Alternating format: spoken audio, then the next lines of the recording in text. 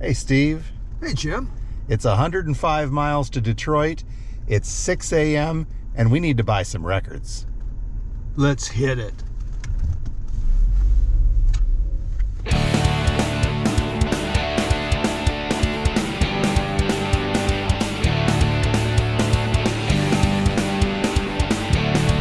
And welcome once again to Two Guys Talking About Records, a vinyl community podcast. And before we get too much further, I just have to say that if this sounds a little different than what you're normally used to listening to, it's because Steve and I literally, as we're talking about this, are on the road. We're having a road trip today. That's right. We are speeding and making our way to Detroit at breakneck speeds. The trip from Midland to Detroit, well, Clawson, technically. Yeah.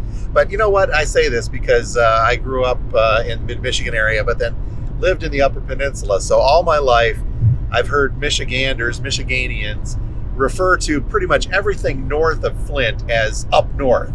Up north. I'm like, yeah, not really. Okay, up north is the UP. But so for me, from now on, I think everything south of Flint is Detroit. Okay, well, that's a good point.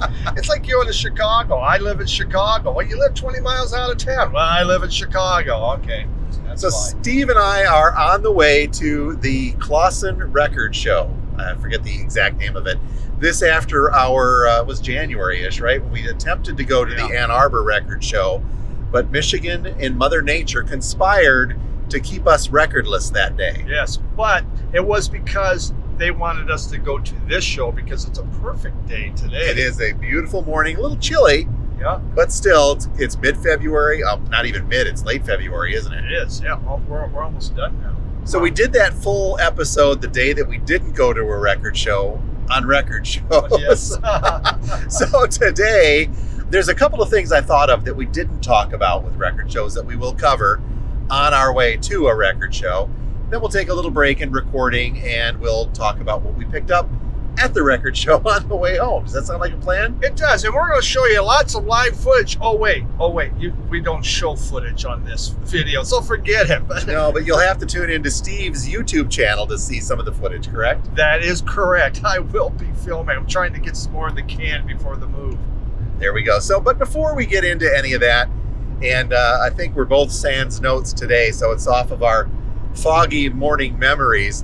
What kind of pickups did you have this week, sir? Well, this week, first off, I just want to thank Michael Christensen for, he came up and visited us, and there's a Dust album he wanted. That was at Jim's. I'd done a video, and he had seen this Dust album in your video, which you're welcome on that. Thank you. And so, I go, well, Michael, what is Dust? What is that? Because I was thinking it was more heavy metal. And he played it. It was like blues rock, wasn't it? Yeah. It was really, really good.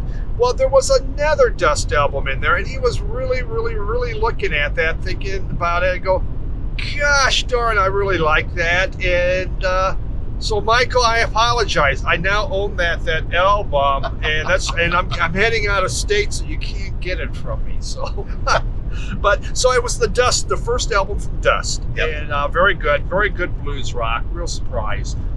There was one that, it's a group called Dragonfly. It was a 2019 Record Store Day release. It's from the Bill Young collection, so you know it's psych, and that's what it is. Yep. It's just very cool psych rock, something different. I just seen it in Jim's bin. What the heck is this? Kind of a weird name, and just sitting there. I guess it's been there for a while. It has, yep. And so, as usual, I go, well, what's that?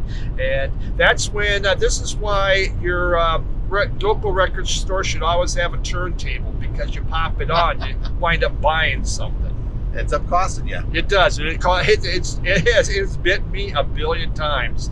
And the final one, I got in a new album from he kind of plays neoclassical, ambient, like guitarist. His name is Michael Mueller.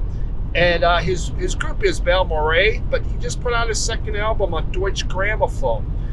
And he has a YouTube channel, and I've gotten to know Michael. We've chatted back and forth. We've emailed. Really nice guy. And Yeah, he sent me a promo copy of it. Actually, he was sending it to me, but it was on Bandcamp, and I wound up buying it. I thought, I'm just going to make sure I buy that for Michael. And he emailed me after. He goes, that was really nice of you to do that. I was sending you a copy anyway, but you know what? Support your local artists. And he's I guess he's not local. He's out of California. Support your Bandcamp artists because they get a bigger share. They do. And this was my first record album to be delivered to Colorado. So my daughter-in-law goes, "Yeah, we got a package." I says, "Does it look the size of a record?" She goes, "Yes, it does." It's like, okay, there we go. I'm starting now to change my what I'm ordering. We're shipping them to Colorado now. Wow. Well, what about you, Jim? Well, I had a cool week this week. I actually, believe it or not, went to a record store on my day off. Wow. Went down to Mount Pleasant, drove around with Kim. And Bees? We went to Bees. I didn't pick up anything there, but we picked up one at the used electronics and goodies store. They have some records there, too. Picked up an original copy of the Hoodoo Gurus, Magna Cum Laude. Yeah. Which, I've got a couple of other Hoodoo Gurus albums. This one I did not have. I probably had it at one point in time. Some cool stuff on there, but it's great 80s college rock. I don't know if you consider the Hoodoo Gurus jangle pop or not. I'm just going to call it college radio still. Yeah, that works. I just boxed up my Hoodoo Gurus yesterday. Look, I got 3 albums from them. It's a great group. Well, we picked that up and it's in a really nice shape, so it's a cool, inexpensive add to the collection. Then I picked up a newly released bluegrass album from Jerry Douglas.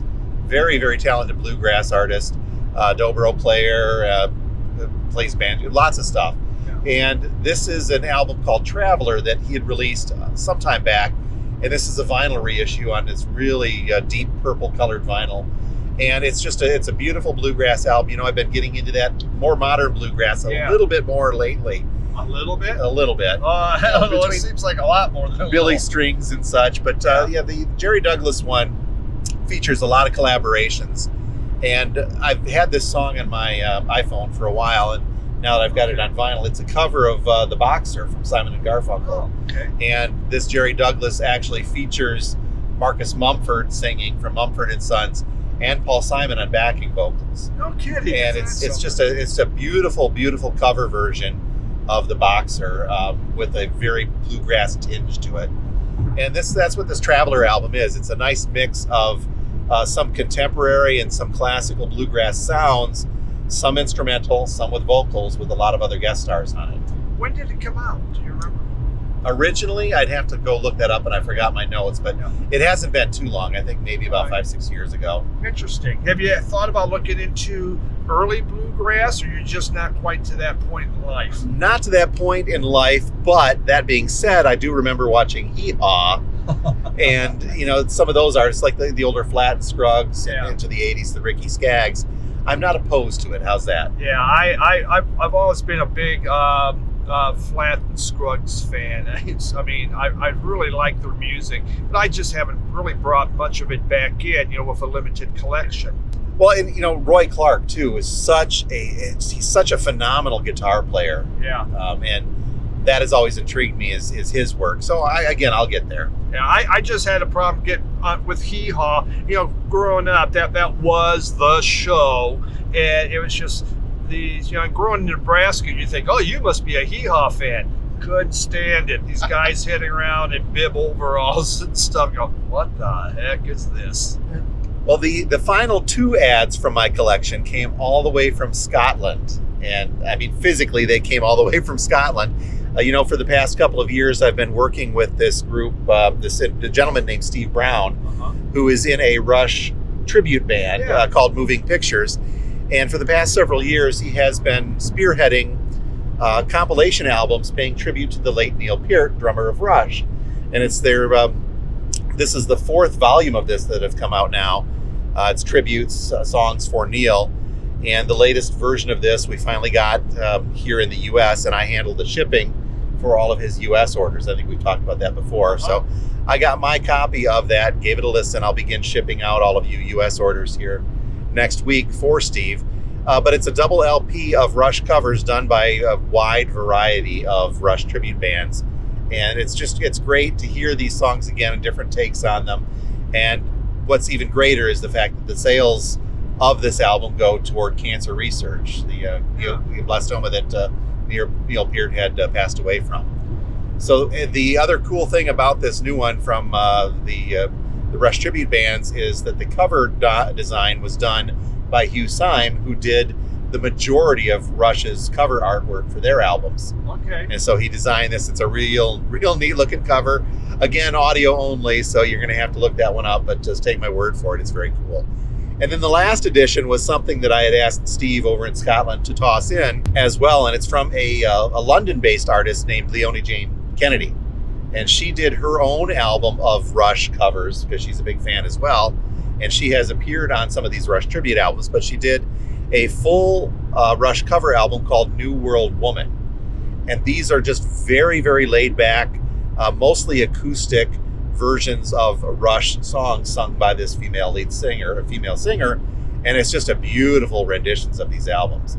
So she obviously redid New World Man with a few different lyrics for New World Woman, but it's really neat. I knew that she had released it, and I knew that Steve Brown had worked with her on this. I think he produced or mixed down the album, didn't produce rather, but mixed down the album for vinyl for her.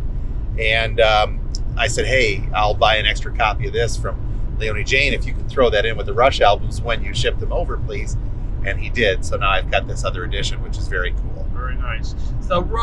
The Rush collection continues to expand as you go into the newer artists. It's still larger than the Pink Floyd collection, and by far They Might Be Giants. Yes, by far. Very nice. So as we continue our road trip south, headed to Clawson, Michigan for a record show, before Steve moves away, before he leaves me. Yes. We thought we would cover a couple of things that we did not cover in our record shows episode a few episodes back. You can look that one up and listen to that if you have missed that. But I think we covered everything fairly significantly on that show, didn't we? We did. We seemed to kind of get into it, at least on what we've done in the past and have seen. Yes. Two guys talking about records, two guys that can't shut up sometime about records. But as we're heading to this one, I think there was a few things that we didn't cover that I thought maybe would be worth mentioning.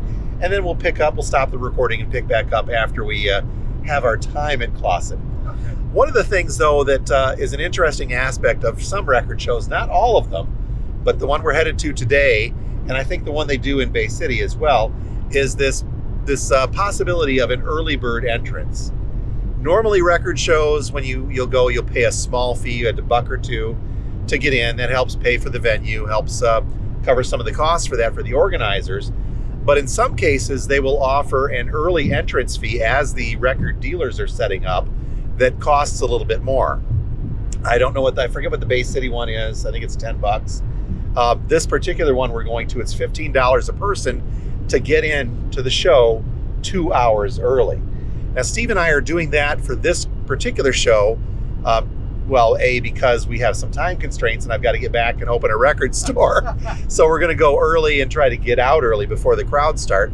But that's an interesting aspect because theoretically you are paying a premium to get access to the records that these dealers have brought to the show before the masses get there and start digging through them themselves. Yeah, and I've never done that. Most record shows are on Saturday, and I wind up, usually Saturday morning I'm working. It's kind of a day of doing reports.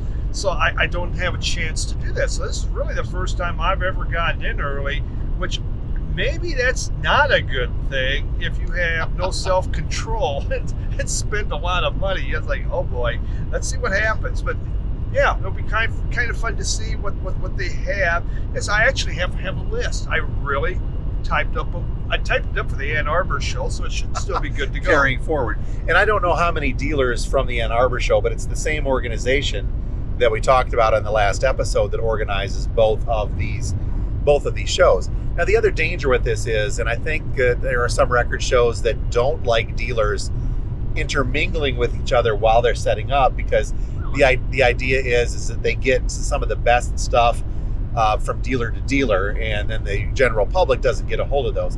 I don't know how widespread of a problem that is, especially with shows like this where a lot of these dealers see each other from show to show. So you tend to see and know these people that you work with, and you know what they have. for the two of us coming in, that could be interesting. And I too, I'm looking forward to getting in on this early. A, because the crowd isn't going to be as much, but B, we do get kind of a prime cut choice of some of these things, which, as you said, could also be kind of dangerous. Yeah, exactly right. And if you go, here's the one thing: if you go toward the end of the show, they tend to make deals. For instance, I got that one Descendants album for half price because the dealer I don't want to take it with me. I want it to go. I'll give it to you for this price. Early in the show, he would not have done that. That's a very interesting point. So not only would we be paying a premium to get into the show early, we get no deal consideration whatsoever because he's like, hey, if you don't buy this for my price right now, Mr. Early Bird, someone else is going to be here when the show kicks off for real, and they'll pay this big price for it. Yeah. So, well, but you know what? If I could get a couple of these on my list that I have not been able to find, I'd be perfectly happy. You're steps ahead of me because I did not put together a list. But what I did bring, and this is another interesting aspect, and I have no idea whatsoever. You'll have to stay tuned to the end of the episode to see how this went. Is the idea of trading. Now, as a record store owner, I deal with this a lot. I'll have people bring in, 2 or 3 albums. Hey, can I get some store credit for these? Anywheres to. And just this week, I had a crate of about 150 come in for somebody that wants some trade value on these. So I'm no stranger to the idea of trading vinyl. As a store owner, obviously, I want the most value because I'm going to turn around and sell these. But trading as a collector is a whole nother idea. So I am bringing some stuff to trade at this show. But here's the deal. I'm bringing store stock to trade. And I'm bringing some high-end collectible store stock. I mean, some heavy hitters just to see what happens if I dangle a couple of these. One of them is a $300 chocolate watch band album. Yeah. If I dangle one of these in front of a collector in a bigger city, what's going to happen? Yeah. Well, just to tell you, I know someone that has 2 boxes of stuff they want to bring in to trade in. So you now? Yeah. Will I be seeing these soon? Yeah. Well, I would say within a week probably. But that is neat about trading. I mean, it's to see what they will do. If that's something they're willing to do. They're collectors also, so they're looking to say, okay, I could probably move this out really quick. This is what the people that usually shop my booth are interested in. And I think that, and I hope at least, I think that would be the key to trading at a record show. A, getting there early, because if they're trying to watch hundreds of people coming through, they don't want to take time to try and work a trade with somebody. So maybe if we're there early and we're dealing with just a few people, they'd be more likely to consider a trade. But the second part of that is bringing something that is going to be trade worthy. I'm not going to bring in a Boston album. I'm not going to bring in 10 albums that would sell for $5 a piece. I'm purposely bringing in a chocolate watch band that values in the triple digits. I've got a couple of Clash 7 inches that trade in the triple digits. And I've got some other very unique stuff that I would like to think would go at a bigger show. So that's I don't know how this is going to work, Steve. So we'll have to wait and see. He's bringing the heat. I'm also doing some trading. I'm trading $20 bills for whatever they have there. So don't get me wrong. I brought some green as well, and I know that'll be the universal trade on that. So we'll have to see where it goes. Yeah. So Steve and I are fast approaching Clawson, Michigan. Yeah, we are. Yeah. I think the sun is coming up. It's a beautiful morning, as we said. It is. It's fantastic. It'll be a beautiful day, that's for sure. So I think we're going to pause our recording, and we are going to hit this record show. We'll have some video of Steve in the record show for your channel. Yep. And we'll pick back up in just a moment, actually, due to the magic of editing, and we'll tell you folks how we did.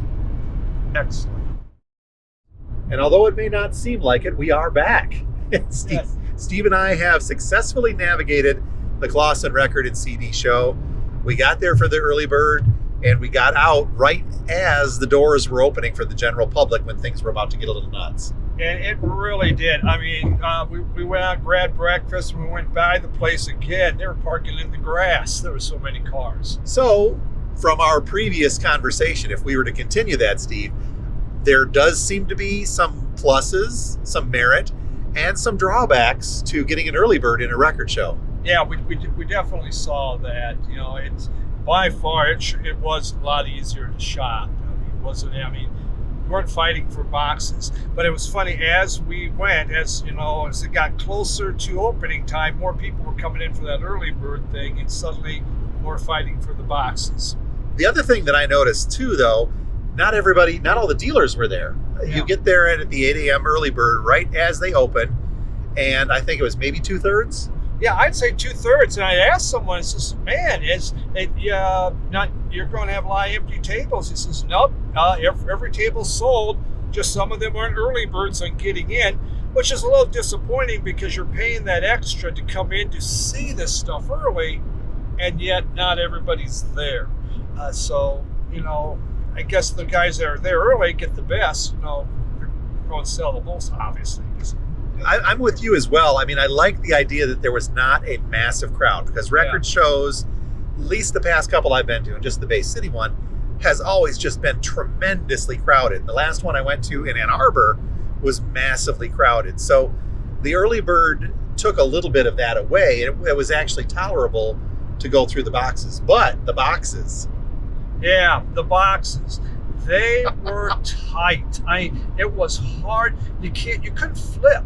You had to kind of go in, pull the record up to see what it is, drop it down, pull it up. So you're constantly taking that album jacket, yanking it up, pushing it down. Everybody else is having to do the same.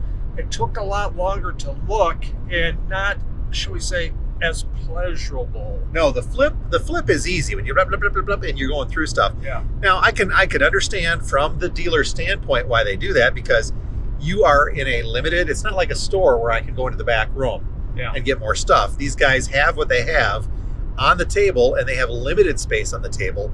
So they've got to cram those boxes as full as they can get, because they're going to sell some, and then they're going to hopefully refill them, or at least have stuff in to carry through. I mean, we were there at 8 a.m. and this thing goes till 4 p.m. Yeah, so I no doubt some will loosen up. I saw one guy still going through, filling more into the boxes. Now, I'd already tried to look at those boxes, and it was very tight, and he's jamming more in. I go, I don't know, wow, how he's going to do that.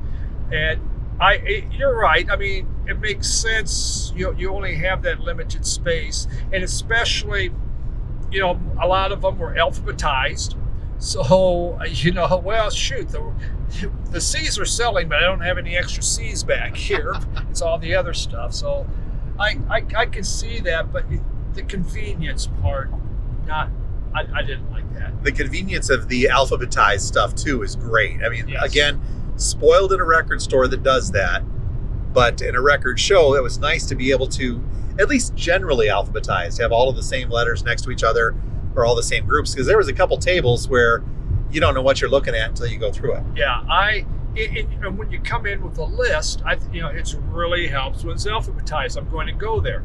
Now, I understand the people that don't do that, they just want you to look and hopefully find something that maybe you didn't want to pick up or whatever. But there is that convenience, and it definitely makes it so much easier to shop. And when you break it even down by genre, metal, punk. For instance, I was looking for some 80s stuff. I was looking for some punk stuff. Well, all right, here's the box it's at. And then, of course, you have high-end collectibles. Yep. And we were really blown away by the amount of high-end collectibles that we Very saw. much so. There were. We were commenting on the fact that I think I've seen at this show, just in the 2 hours that we were there, I saw more MoFi Dark Side of the Moon copies in one place than I have ever seen. And that, I mean, it doesn't sound like a lot, but you see 4 or 5 of those things in one place. That's amazing. Yes, running anywhere from $150 to $300. The price was all over the place, and we were finding that with everything. And I don't know what everyone uses for their price guides, and maybe the ones that have a higher price do more bargaining. And, that could be it, to give themselves some wiggle room. Leeway. Yeah. And the fact that there were so many, though, it shows that that's one of the dangers, I think. We talked about this when our first discussion on record shows. Do you dive right in and grab that first album? Okay, if I'm really looking for a MoFi, a Mobile Fidelity, Dark Side, the first one I saw was 125. Yeah. Looked a little beat up, and I thought, oh, wow, small town Jim. Hey, Steve, look, here's a MoFi Dark Side of the Moon. I haven't seen one of these. And then all of a sudden I see another one and another one. Had I bought that first one, it's 125, but then all of a sudden you find 5 more, but it's going to be varying quality. So do you pick up that first one you see if that's what you're looking for? Or at a bigger show like this, do you take a chance that you're going to run into 5 more of them? Yeah, because sometimes when you put it back in, you go, okay, I'm going to come back to it. You go to the next box, the guy next to you, oh my God, look at that. And away it goes. You go, it's been yoinked, I think is the proper term for that. It's been yoinked. Yes, it happens. So it is a crapshoot. And maybe that was the best price and something else, everything else is more expensive. But you don't know. So yeah, you have to kind of decide, if you're comfortable with that price, you just may want to grab it. Now, this being a Metro Detroit area Clawson Record Show, one of the things I did expect to see was a lot of Bob Seger. Yeah. And I was not disappointed. But again, we're in the mid-Michigan area where whenever we get the Bob Seger stuff in the store, especially the rare stuff, the Back in 72, the Noah, a couple of the other ones, they're gone almost instantly if they're in decent shape. Again, I had seen, I think, I maybe counted 6 or 7 Back in 72s. Yeah. Everybody seemed to have some of those. And then there was it was a sealed, but was that live album? Live Bullet. Yeah, Live Bullet, $100. It was sealed, but $100 for that? That's a tough get. I mean, Live Bullet's a great album. Typically, a good used copy in our store, maybe $12 to $15, maybe. And I'll put them out. They're pretty beat up. Usually they'll go out for 10 or so. But this sealed, that was a stretch for me. Yeah, it was. I go, boy, I think there was a ton of them made, but I guess someone comes in and says, I've been looking for this forever. It's my grail. The thing that was cool about that too, though, is that there was a wide variety of prices represented. There was a few tables that there was a lot of common stuff. I mean, you picked up some stuff for $5 a piece here and there, and there was some folks wheeling and dealing. So you went everywhere from that $5 range. I think the average stuff I saw was in the $20 range for decent stuff. I mean, in the store, in the record store, I probably wouldn't have priced them as much, but at a show, I could see a common record being $10 to $20. But I was also, seriously like you, blown away at the number of high dollar collectibles in there. Yeah. What was that one we saw, $600? Oh yeah, it was Morgan.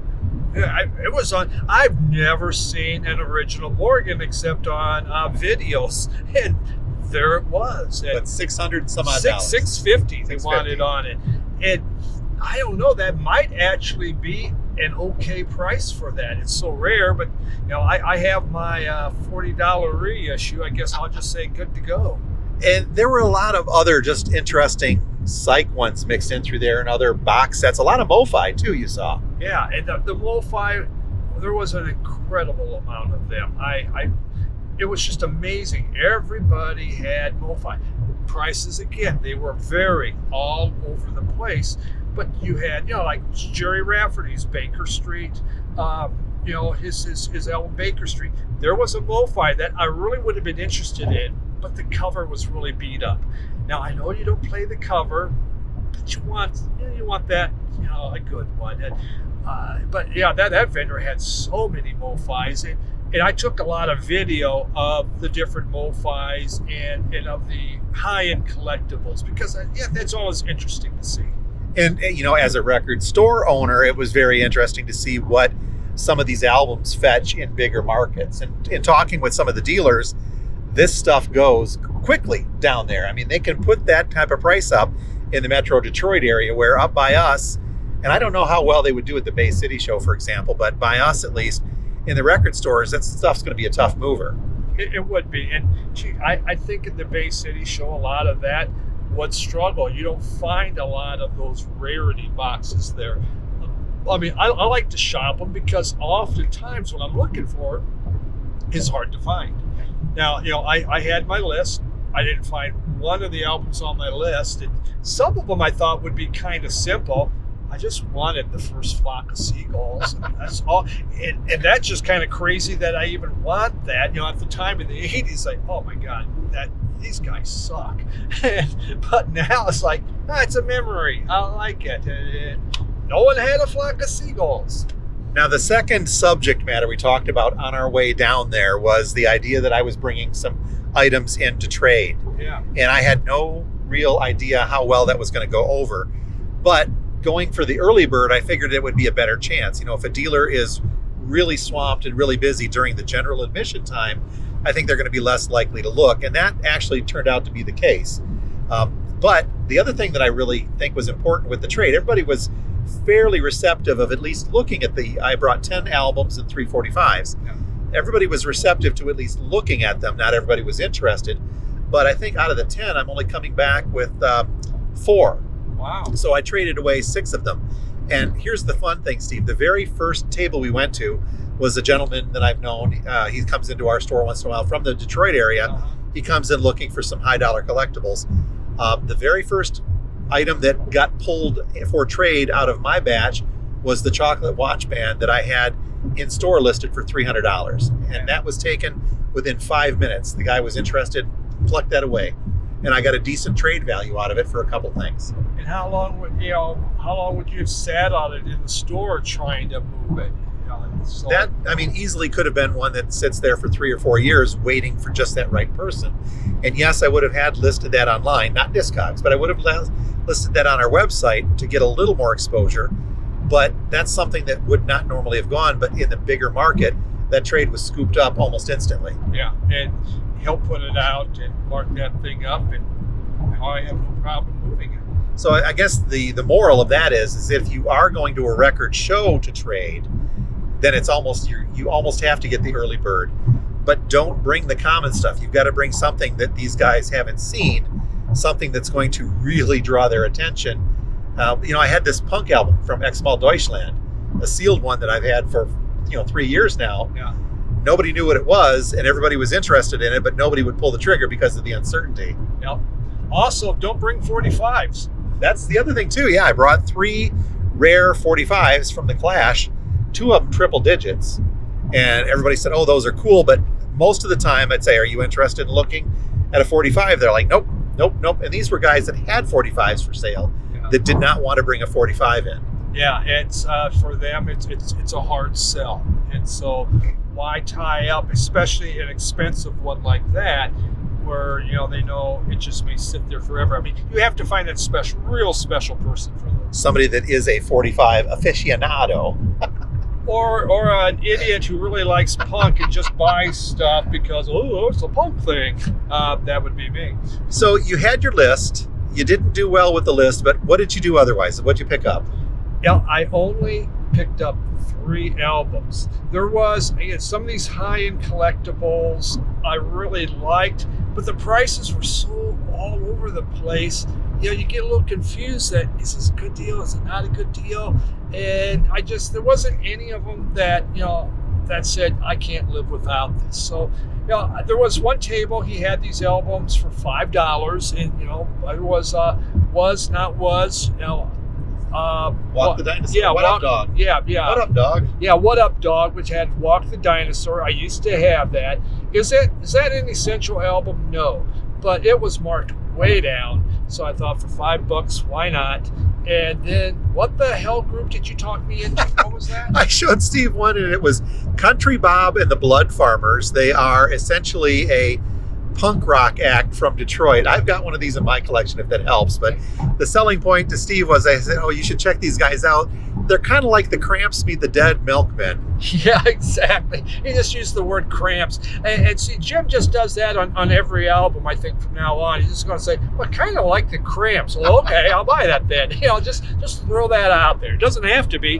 Well, it says Stravinsky, but I think Stravinsky sounds like the Cramps on this one. Like the Cramps, but Country Bob and the Blood Farmers I was familiar with, and I think the article we called up afterwards actually calls them country death punk. Yeah, death punk. Oh my God, that's not scary. No, cowboy death punk. Yeah, cowboy death punk, whatever that means. I have no idea. So Steve will be in for it now. You've got your stuff put away, so this may be, once you're in Colorado, you can say, what the hell did Jim talk me into buying this for? Anything else? Yeah, the other one was a group called the Urban Gorillas, and they were more of a punk act, similar in Minneapolis. At the time, you had Uskadoo, the Replacements, and the Urban Gorillas were the 3 big bands in Minneapolis.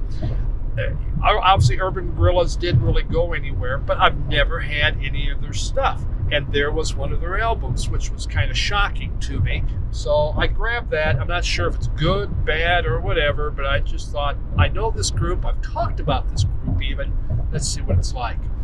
Now you, with trading, you have, I mean, does he like we almost had to get a bigger vehicle for all the records. No, not quite that far. I went down with 10 LPs, and I think I'm coming back with 12. Okay. How's that sound? I mean, the 4 that didn't trade. I picked up an Alarm album that I had not seen, and I forget the title of it right now. I'll have to look it up when we're not driving in I-75 traffic. But it's an Alarm album I had not seen, which was kind of cool. I picked up a Bob Seger promotional radio show, and that's what I traded the big item for. The big ticket item went toward this one, and it's a very interesting compilation. I've actually got 2 more copies of this in the store that I've been hoarding to bring out, and that'll come out very soon. But I thought a 3rd copy won't hurt in this case because it's a tremendously rare Bob Seger promo item. Okay. So I've got that, and then the other. I picked up I picked up a Michigan mixture of various artists, one of those garage rock compilations, which I do like. I think I already have this one, so this one will probably be for the store. And then the trickiest part, this is the other thing about going to shows, is that if you start getting into some things like an older Pink Floyd album, especially one of the first 2, I grabbed a copy of Saucerful of Secrets on Tower Records. Beautiful cover, beautiful vinyl, but you don't know for certain if it's a first pressing until you dig into the dead wax. So I really took a gamble on this one, and I'll find out when I get back to the store if it pays off. If this is a second pressing, it's not worth what I paid for it or traded for it. If it's a first pressing, then I came in just right with it. And some of the vendors, they had their albums labeled first pressing, second pressing, or just it came out this particular year. They did a very nice job. They tried to grade them, though grading is fairly subjective. Yep. But they were trying to put that out there, so it could help you, but especially first pressing. So that would grab your attention. Then you're also relying on the fact that they got it correct. Yeah. You could look at this old Tower label and say, oh, it's a first pressing, but it could very well be anything, especially with Saucerful of Secrets. It could be anything from a first pressing to a second or third, fourth year of that use that same Tower label. So This one I'll have to dig into when I get back to the store, and we'll see if I did good with it. But this one was a roll of the dice. But overall, I think I'm very happy with the fact that I was able to trade them. I think one of the vendors, I picked up a music on vinyl, a rare music on vinyl of Grand Funk Live, which I've never seen before.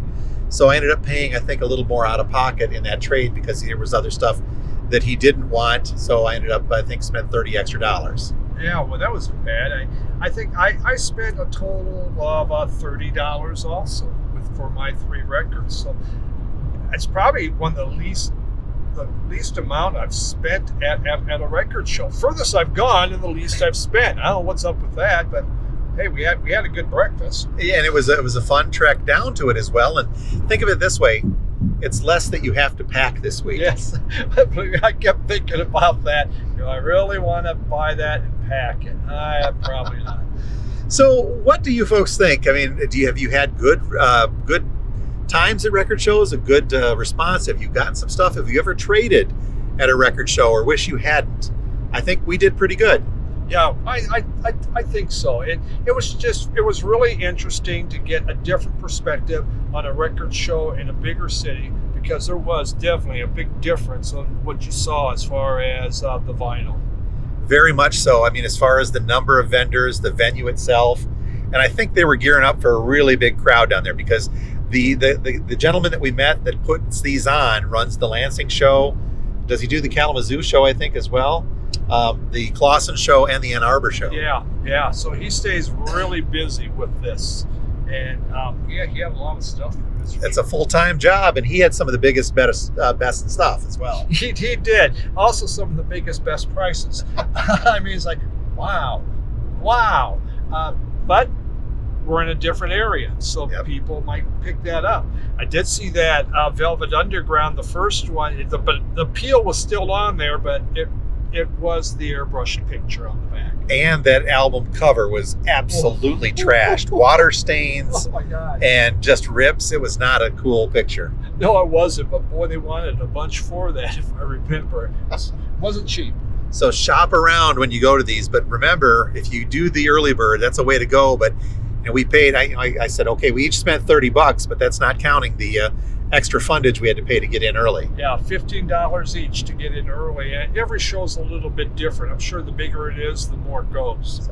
But I had a good time, Steve. Thank you. Yeah, no, I had too, Jim. I appreciate you suggesting that we do this. And you know what? If I was hanging around here longer, then we should do another one. I was going to say, how many years did it take for the two of us to go to a record show together? Oh my God, a lot.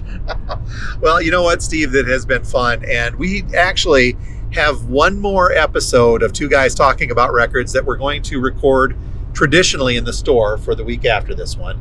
And then, Steve, you're taking off. And then I'm taking off, and we'll keep this going in a different format. I'll still be two guys talking about records, but you actually may see our faces. We're going to retool, as they say. Yeah. But there is one more show next week. We'll give a fitting goodbye to a good friend who's been a fun record buddy to hang out with. Absolutely. You have been, Jim. I'm sorry you're going somewhere. Oh, no. That's you, man. I'm staying put. So until next week, you folks have a great one. Until then, this has been Jim. I am a record store owner who's getting back to the record store to own it. And I'm Steve, a record collector who's going back to pack up the rest of his records and be done with it. Thanks again, folks. Have a great week. Bye.